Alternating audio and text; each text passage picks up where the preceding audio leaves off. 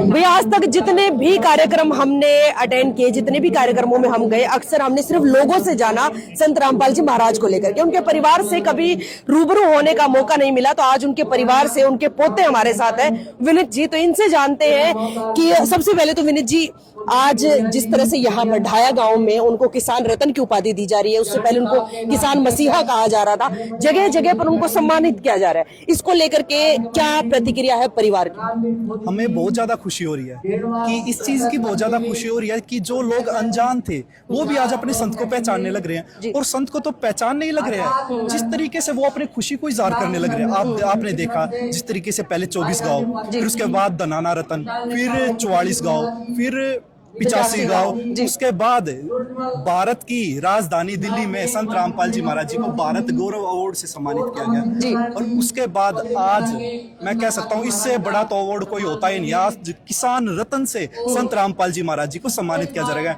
हमें इस चीज की बहुत ज्यादा खुशी है जी। अगर बात करें संत रामपाल जी महाराज को लेकर के, लोग कहते हैं कि वो भगवान है, वो परमात्मा है, वो उन्होंने इतना ज्ञान हम लोगों को दिया है कि हम कहीं और, क्योंकि मैं अक्सर पूछती हूँ कि संत तो और भी बहुत है, तो आप संत रामपाल महाराज से ही क्यों जुड़े हुए? तो उनका कहना है कि जो ज्ञान हमें इनके विचारों से मिला है, वो ज्ञान आज से पहले कहीं नहीं मिला। अब बड़ा सवाल ये है कि अगर वो ज्ञानी है, अगर वो परमात्मा है, तो उनके ऊपर इतने सारे आरोप लगे, वो आज तक अपने आप को जब से जेल गए हैं बाहर नहीं निकाल पाए, लोगों के बीच नहीं ला पाए, तो इसके पीछे का कारण क्या है?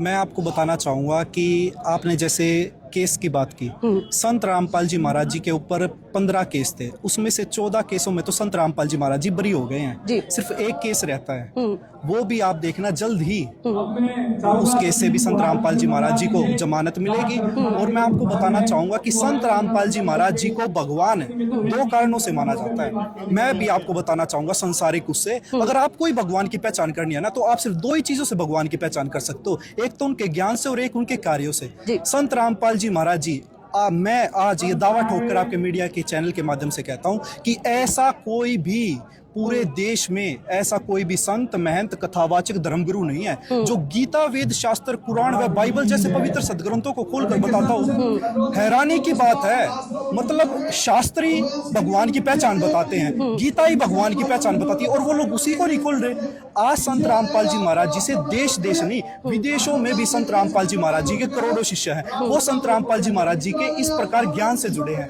और आज संत रामपाल जी महाराज जी तो आप कार्य तो आप देख ही पा रहे हो, दहेज मुक्त समाज संत रामपाल जी महाराज जी तैयार करने लग रहे हैं। अन्नपूर्णा मुहिम, जिसका नारा है रोटी, कपड़ा, शिक्षा, चिकित्सा और मकान हर जरूरतमंद को दे रहे कबीर भगवान। ब्लड डोनेशन कैंप संत रामपाल जी महाराज जी लगा रहे हैं, देहदान के लिए संत रामपाल जी महाराज जी प्रेरित कर रहे हैं। मैं जात पात के ऊपर, आज के समय में जात पात का इतना विवाद हो रखा है, संत रामपाल जी महाराज जी कहते हैं कि बोले लोगों, बोले इंसानों, आप लोग कहाँ भटक रहे हो।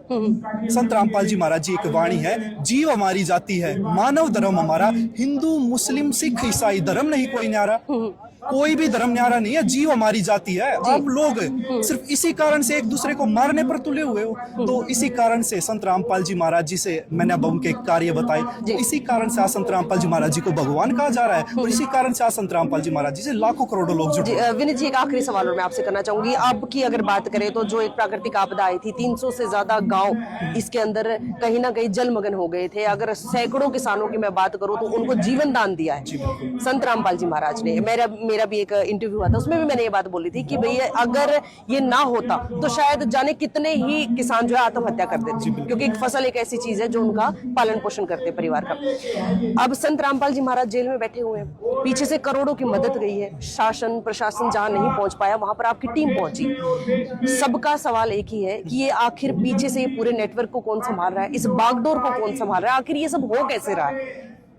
मैं आपको बताना चाहूंगा, भगवान की लीला को कभी कोई पहचान नहीं सकता। जैसे श्री कृष्ण जी आए, श्री राम जी आए, जब वो इस धरा पर थे, पृथ्वी पर थे, तो उन्हें सिर्फ राजा कहा जाता था।